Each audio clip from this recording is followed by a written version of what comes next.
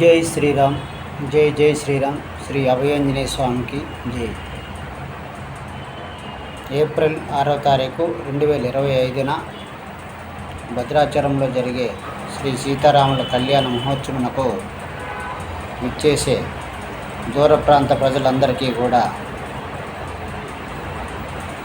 భద్రాచలంకి 5 కిలోమీటర్లు ముందు Srirampuram colony Sarapaka ITC BPL ఆనుకున్నటువంటి గోదారమ్మ క్యాంపని లో శ్రీ అభయాంజనేయ స్వామి ఆలయం వద్ద పచ్చని పందిరిలో పచ్చని చెట్ల మధ్య శ్రీ సీతారాముల కళ్యాణం కూడా గ్రామస్తులు జరుపుచున్నాము. అలాగే ఏప్రిల్ 6వ తారీఖున శ్రీరాంపురం కాలనీ ఆంజనేయ స్వామి టెంపుల్ వద్ద ఏర్పాటు చేసినటువంటి శ్రీ సీతారాముల కళ్యాణంతో పాటు అన్నదాన కార్యక్రమం కూడా ఏర్పాటు చేశాము. భద్రాచలం వచ్చే ప్రతి భక్తుడు కూడా ఈ యొక్క ఆలయం దగ్గర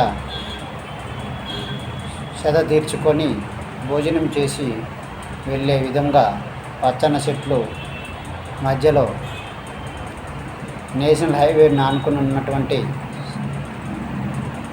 శ్రీ సీతారామ కళ్యాణం శ్రీరాంపురంలో స్వామివారి ఆలయం వద్ద జరుగుతున్నది. అటువంటి కార్యక్రమంతో పాటు అన్నదాన కార్యక్రమం కూడా చేస్తున్నాము.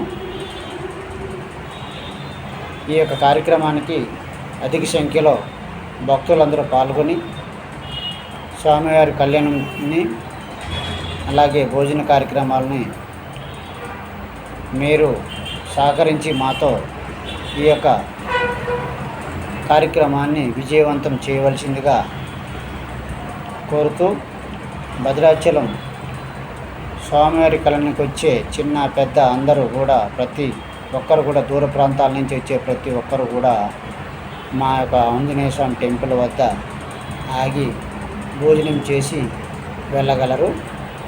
ఈ యొక్క కార్యక్రమాన్ని అందరూ కూడా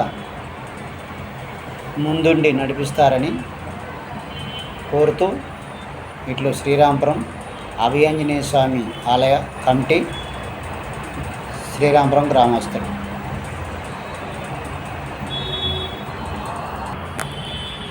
ఈ వీడియో చూసిన వాళ్ళు ప్రతి ఒక్కరు కూడా భద్రాచలం వచ్చే భక్తులందరికీ కూడా భద్రాచలానికి కరెక్ట్గా 5 కిలోమీటర్ల ముందు, అంటే ఇటు కొత్తగూడెం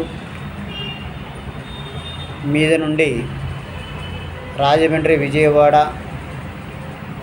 తర్వాత ఇతర జిల్లాల నుంచి ప్రతి ఒక్కరు కూడా రావాల్సింది మా గ్రామం పైనుండే కాబట్టి మీకు 5 కిలోమీటర్లు భద్రాచలానికి ముందు correct exactly ITC BPL start అవుతుంది. ఆ స్టార్టింగ్లోనే శ్రీ అభయాంజనేయ స్వామి ఆలయం ఉన్నది. ఆ ఆలయం వద్ద మేము ఈ యొక్క కార్యక్రమాన్ని ఏర్పాటు చేశాం. భక్తులందరూ కూడా భోంచేసి ఆగి భోంచేసి వెళ్ళగలరని ప్రతి ఒక్కరిని కోరుచున్నాం.